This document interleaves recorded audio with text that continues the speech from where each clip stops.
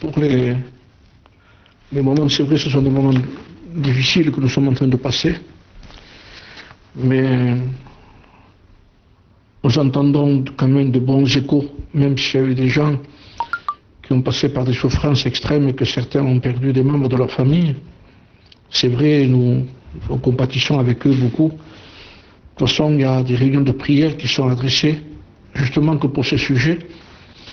Et Pachaï s'occupe bien à Arles de réunions de prière qui durent à peu près. Et c'est 2 heures d'intercession qu'il y a. Donc, nous sommes en train de vivre réellement des choses que nous n'avons jamais vécues. Maintenant, nous savons que nous arrivons quand même au temps de la fin, parce que tout nous dit que nous sommes dans les temps de Dieu. Je voudrais lire un texte dans l'épître aux Romains, au chapitre 13. J'aime bien ce passage où Paul dira au chapitre 13 du verset 11, où je prendrai peut-être le verset 10 parce que ça concerne aimer. L'amour ne fait point de mal au prochain. L'amour est donc l'accomplissement de la loi. Cela importe d'autant plus que vous savez en quel temps nous sommes. Nous savons en quel temps nous sommes. Et je rappelais que Paul, ici, enlève toute ignorance de l'Église. Il dit, vous devez savoir en quel temps nous sommes. Et Paul dira, c'est l'heure de vous réveiller enfin du sommeil, car maintenant le salut est plus près de nous que lorsque nous avons cru. C'est l'heure, a dit Paul. Et ce n'est pas l'année, ce n'est pas le mois, ce n'est pas le jour, mais c'est l'heure. Nous sommes dans l'heure de Dieu aujourd'hui, nous sommes dans les temps de Dieu, et tout nous dit par rapport à ce que nous vivons aujourd'hui, que le Seigneur est à la porte. Dieu, à travers tout ce qui s'est passé, a utilisé beaucoup ces moments-là, parce que il y a eu beaucoup de résultats dans la prière. Il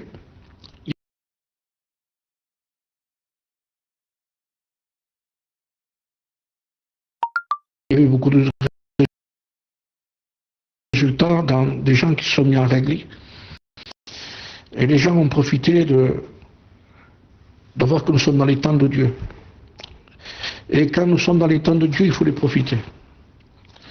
Il faut les profiter, et si Dieu a permis, parce que si les églises sont fermées, vous comprenez que si Dieu n'aurait pas voulu, les églises n'auraient pas fermé. Donc ça veut dire que Dieu peut se passer aujourd'hui de tout ce que nous avions. La preuve, c'est que même si ces choses n'y sont plus, Dieu agit quand même. Et Dieu agit beaucoup plus fort aujourd'hui encore que dans les temps que nous étions nous-mêmes. Nous avons eu des programmes complets qui, à un moment donné, donnaient la sang un peu partout, je vous le dis, parce que je parcours un peu les églises, où avant qu'on puisse prêcher, il fallait attendre très longtemps. Parce que tout était dans les programmes, dans les cantiques, dans les réunions. Il y a eu beaucoup de chants, il y a eu beaucoup de chorales. Vous savez ce qui s'est passé, pas rentrer dans les détails. Et donc il y avait très peu pour la parole de Dieu, parce que quand la parole de Dieu est un peu longue, après on commence à se lasser. Alors, Dieu a dit, on va agir autrement, quoi. Et sans église, sans local, sans cantique, sans chorale, sans pasteur, parce qu'on n'est plus dans les estrades, là. Dieu fait plus de travail qu'avec tout ce que nous étions nous-mêmes. Alors, qu'est-ce que je dis par là, c'est que il faut que nous puissions nous apercevoir que nous sommes dans des temps où le Seigneur est en train de nous remettre en question à chacun de nous personnellement. Et il y a quelque chose qui ressort beaucoup, ce que nous entendons, c'est surtout que les gens qui ont fait des expériences dans la maladie et qui se sont réveillés de certains comas ont toujours parlé du Dieu d'amour, du Dieu qui nous aimait, et que ce Dieu était rempli d'amour et de miséricorde. Mais il faut que nous sachions une chose aussi, que ce serait mal d'utiliser l'amour de Dieu si nous croyons que le Seigneur, dans son amour, laisse les gens dans le péché. C'est pas ça. Parce que quand on aime quelqu'un, on veut lui faire plaisir. Donc, l'apôtre Saint Paul disait à un moment donné dans le livre de Timothée, lorsqu'il savait que c'était son dernier moment, il a dit le moment de mon départ approche. Il savait qu'il ne sortira pas de prison là et qu'il devait mourir. Et il dit, j'ai combattu le bon combat, j'ai achevé la course, j'ai gardé la foi. Désormais, la couronne de justice m'est réservée. Et Paul a précisé quelque chose d'important aussi. Il a dit, la couronne de justice, il dit non simplement à moi, parce que Paul a souligné quelque chose d'important. Si on aurait dû avoir la couronne de justice et s'il aurait fallu vivre comme Paul, je ne crois pas que moi je l'aurais eu, parce que ça a été un homme complet dans tout ce qu'il a fait pour Dieu. Mais Paul ne parle pas d'un travail. Il parle non seulement à moi, mais à tous ceux qui auront aimé son avènement, c'est-à-dire à tous ceux qui auront aimé son retour. Et tout est là. En réalité, on se rend compte que tout est là. Le Seigneur nous ramène à aimer, parce que on ne peut pas attendre quelqu'un qu'on n'aime pas. Si on n'aime pas, si nous avons aimé ce qu'il donnait et ce qu'il faisait, nous allons nous rendre compte que plus que jamais, il n'y aura plus ce qu'il y avait. Les gens vont être privés, peut-être de local pendant 20 ans, nous allons être privés de travail, nous allons être privés, certainement, de certains luxes que nous avions, certaines libertés, certains vont être privés de voyages. J'ai fait plusieurs missions, j'avais des chapiteaux, c'était très beau, donc il y avait de l'herbe, il y avait beaucoup de choses, un chapiteau blanc au milieu, donc tout ça c'était réellement... c'est plus utile ce qui est utile que ce qui est agréable. Donc ce qui est utile, ce qui se passe aujourd'hui, c'est que nous sommes en train de prier quand même.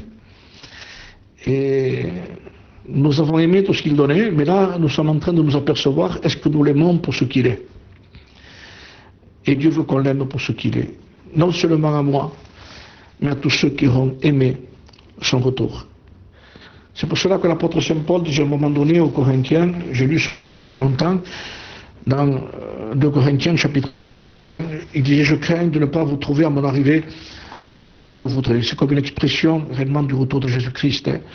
Je crains que lorsque je reviendrai, disait Paul, parler ça aux Corinthiens, mais il semblerait que ça s'adresse réellement à l'Église.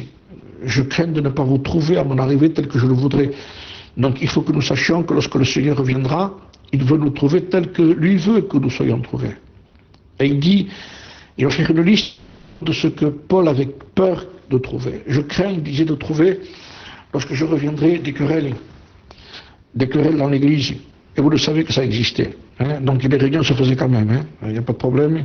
Il n'y a rien qui arrêtait les réunions, et même les gens se permettaient aussi, comme disait Paul, je crains de trouver des querelles, de la jalousie. Il y avait de la jalousie dans l'Église, au milieu des chrétiens, et même au milieu des pasteurs. Disons-le, je suis un pasteur comme vous, et n'ayons pas peur de dire les mots, parce qu'il est important de se repentir. Nous avons 1 heure pour nous repentir. C'est l'heure que nous passons, c'est ce que dit Paul. Nous n'avons pas des mois ni des jours. Le retour de Jésus-Christ peut être au moment où je vous prêche la parole de Dieu. Donc, voyons les choses en face comme elles étaient, et notre état par des cantiques, des chorales et des prédications, et par la Sainte Seine, il vaut mieux que nous regardions ce que dit Paul.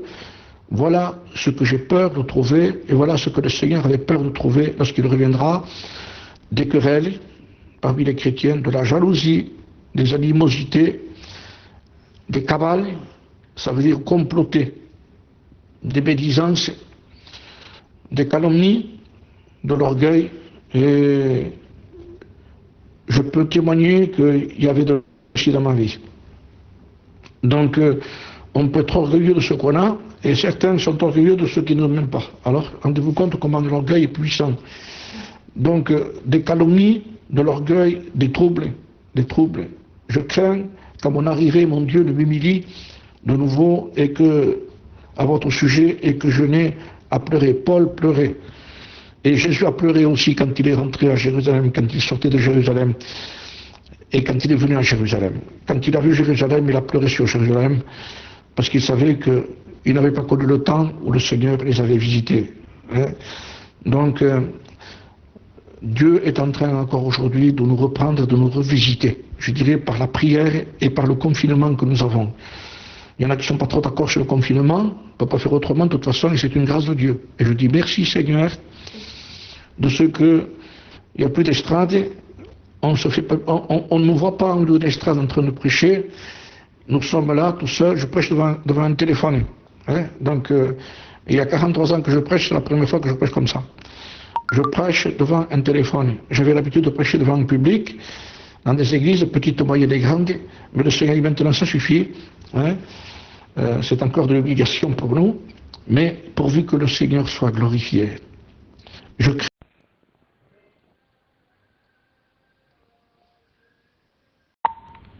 crains que mon Dieu ne m'humilie et que je n'ai à pleurer sur plusieurs, et regardez pourquoi il pleurait, de ceux qui ont péché précédemment et qui ne se sont pas repentis de l'impureté, de l'impudicité, des dissolutions auxquelles ils se sont livrés.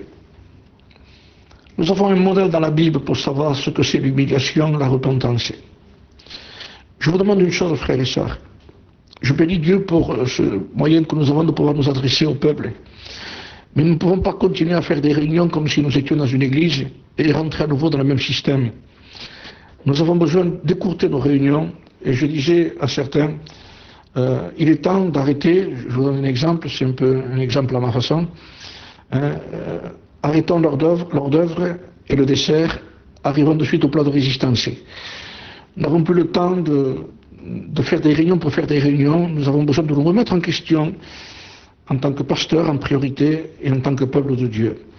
Il y a eu de la jalousie, il y a eu des animosités, il y a eu des cabales, des complots, des médisances, des calomnies, et tout ça, ça n'était pas chez les païens, c'était chez les chrétiens. Il y a eu ce que les païens savent, certains païens m'écoutent ici, de toute façon ils le savaient déjà, hein. Il y a eu aussi chez les chrétiens du trafic, il y a eu des gens qui ont fait un travail qui n'était pas trop honnête non plus.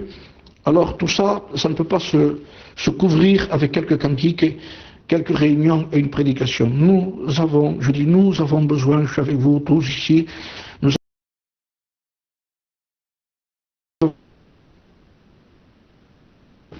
c'est l'heure, disait Paul, de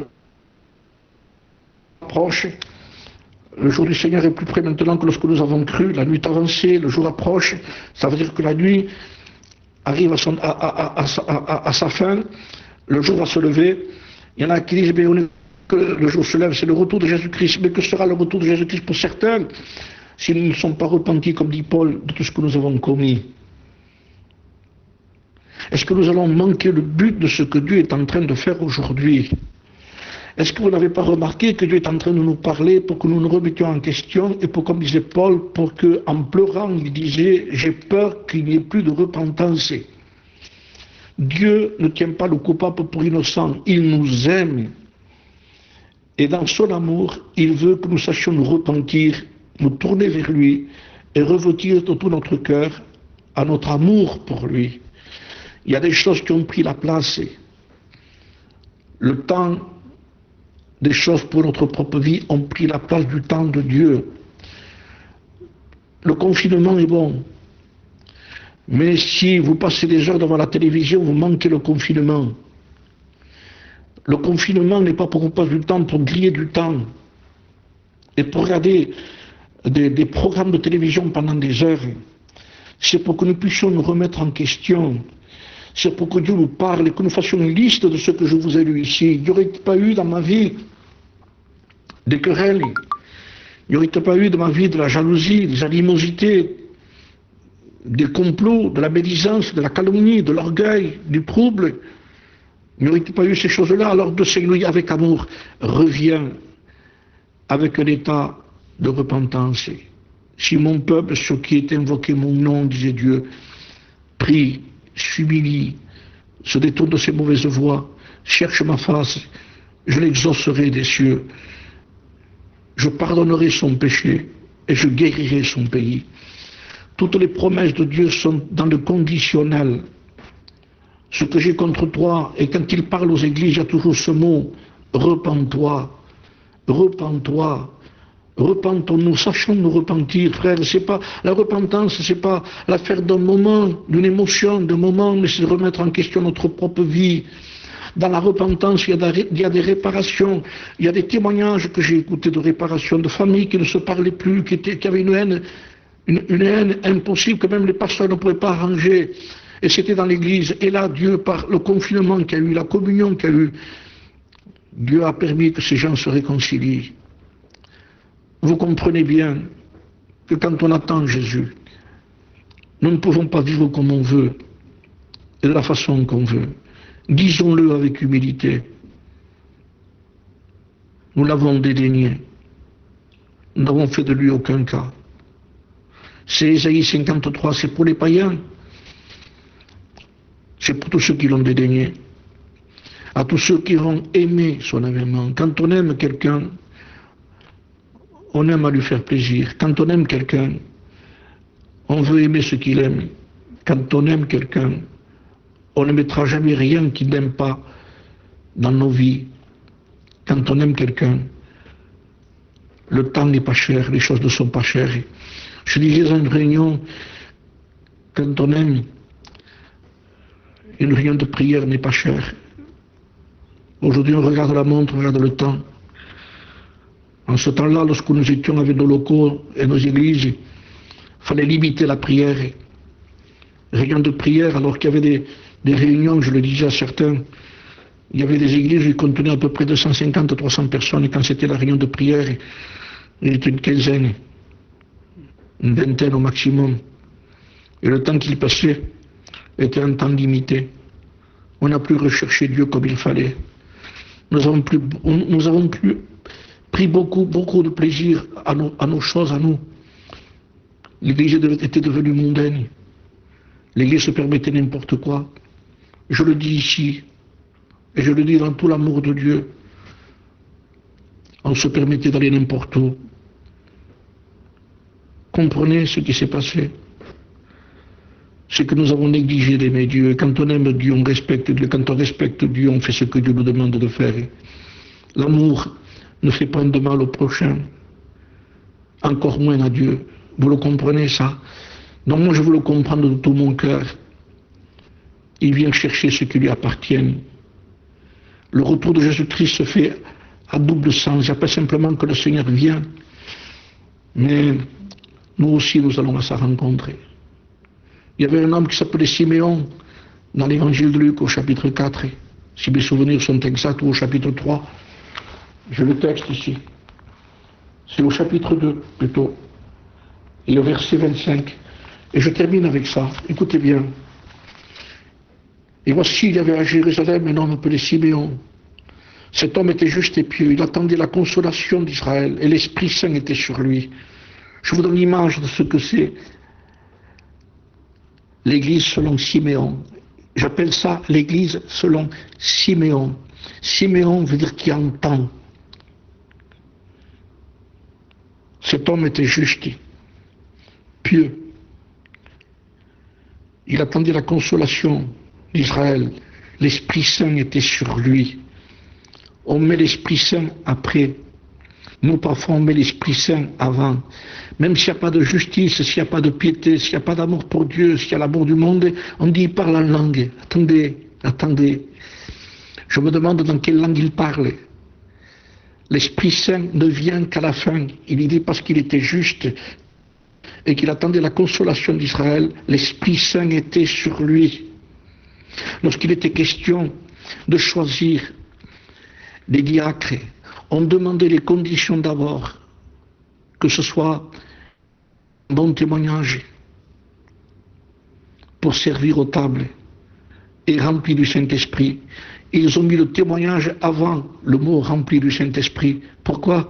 Parce qu'on ne peut pas être rempli du Saint-Esprit si nous avons un mauvais témoignage. Tout simplement, clair et net, c'est ce que dit la Bible. Lui était dans les conditions de ce que c'est quelqu'un qui attend le Saint. Il entendait et il avait été divinement averti, écoutez bien, par le Saint-Esprit qu'il ne mourrait point sans avoir vu le Christ du Seigneur. Dieu l'avait averti. Et il dit, il vient au temple poussé par le Saint-Esprit, par l'Esprit Saint. Et comme les parents apportaient le petit enfant Jésus pour accomplir à son égard ce qu'ordonnait la loi, deux rencontres. Écoutez bien, Siméon se sent poussé par l'esprit ce jour-là à aller au temple. Il avait l'habitude d'y aller, mais là c'était particulier. Il y avait quelque chose qui était spécial, c'était une heure spéciale. Et Siméon sent quelque chose de Dieu qui le pousse à aller au temple plus que d'habitude. Et il y va. Mais en même temps, il y a Joseph, Marie et le petit Jésus, l'enfant Jésus. Joseph prend son ânon, il fait asseoir Marie, et il prend le petit Jésus, il le met sur les bras de Marie, et ils partent en direction du temple. Siméon va vers le temple, Jésus va vers le temple, et il y a deux rencontres. Et là, le Saint-Esprit est en train de témoigner, c'est lui. Et il le prend dans ses bras. Et là, il dit tout simplement, il le reçut dans ses bras, il dit maintenant, Seigneur, tu laisses aller ton serviteur s'en aller en paix, selon ta parole, car mes yeux ont vu ton salut. Ça veut dire maintenant arrive le moment où je peux mourir, où je peux quitter la terre. Parce que nous nous sommes rencontrés. La rencontre avec le retour de Jésus-Christ se fait à deux. Rebecca, lorsqu'elle a été choisie, et qu'Eliezer a amené Rebecca vers son Seigneur qui était Isaac, elle est partie avec. Et à un moment donné, allant vers Isaac, elle a vu quelqu'un qui venait à sa rencontre de loin, et elle a demandé à Eliezer, qui est cet homme? Eliezer a répondu, c'est mon Seigneur. C'est le symbole du retour de Jésus-Christ, mais Rebecca allait aussi vers son Seigneur.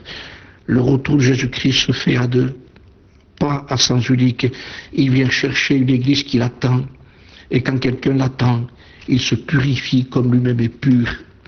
Quand nous attendons Jésus, nous nous purifions parce que nous savons que rien d'impur ne rentrera dans le ciel.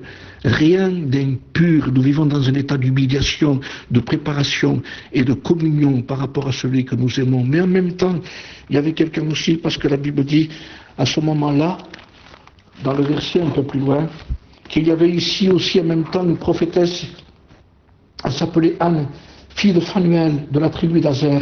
Elle était fort avancée en âge, elle avait vécu 7 ans avec son mari, depuis sa virginité. Restée veuve et âgée de 84 ans, elle ne quittait pas le temple, elle servait Dieu, nuit et jour, dans le jeûne et la prière. Regardez le vrai service. Il n'est pas dit qu'elle prêchait, il dit, elle ne prêche pas les femmes, d'accord? Mais au moins qu'on puisse jeûner et prier, chercher Dieu. Elle servait Dieu dans la prière et dans le jeûne. Écoutez bien, étant survenue elle aussi à cette même heure, elle louait Dieu, elle parlait de Jésus à tous ceux qui attendaient la délivrance de Jérusalem. À la même heure, Siméon, à la même heure, Anne, à la même heure. Ne vous en faites pas. Si nous aimons son retour, si nous nous sanctifions, si nous aimons sa communion, nous serons à l'heure. Ne vous en faites pas. On ne manquera pas à l'heure. Ne manquez pas l'heure surtout. On ne peut pas attendre le Seigneur n'importe où. On ne peut pas attendre le Seigneur dans n'importe quel endroit. Je disais un jour, c'est comme si quelqu'un vous dit, tu pars, prends le train, va à la gare, mais quel train, où, à quel quai, où faut-il aller? Et on dit, va à la Réunion, mais où l'attendre, dans quelle position? Il y a des endroits où il faut savoir où c'est qu'on va aller. J'étais dans une gare, moi, un jour, et j'attendais un train, j'avais pas l'habitude. Vous savez ce que j'ai fait? Je me renseignais, parce que je voulais pas prendre n'importe quel train. Je voulais être au quai qu'il fallait. Et quand j'ai su que j'étais là où il fallait, que ce quai était le numéro qui partait à Béziers, de Paris à Béziers, j'ai pas bougé de cet endroit. Et j'étais prêt. J'avais la valise à la main. J'avais tout ce qu'il faut. J'avais mes billets qui étaient compostés déjà. Et je me renseignais constamment pour savoir si c'était là. Je ne voulais pas manquer le train. Renseignons-nous avec la Bible. Renseignons-nous avec la communion si nous sommes prêts ou pas. Il y a une heure particulière où le Seigneur va revenir. Il ne vient pas pour tous, il vient pour tous ceux qui l'attendent. Et ceux qui l'attendent, ce sont ceux qui l'aiment. Et ceux qui l'aiment ne manqueront pas le rendez-vous. Si quelqu'un m'aime, a dit Jésus, il garde mes commandements. On ne peut pas se tromper. On ne se trompera pas. Alors, je vous demande, à vous et à moi ensemble, ne manquons pas le temps que nous vivons. Il y a un temps où Dieu nous permet de prier, de chercher Dieu, ne le passons pas autre part. Si on passe un moment de prière, un moment avec Dieu, et qu'après on regarde n'importe quoi à la télévision, vous ne croyez pas qu'il y a un décalage? Vous ne croyez pas que nous sommes en train de perdre ce que nous avons reçu? Veillons et prions, parce que nous ne savons pas à quelle heure il va revenir. Nous l'attendons, et la Bible dit que quand ces choses commenceront à arriver, redressez-vous, levez vos têtes, votre délivrance est proche. Que Dieu vous bénisse.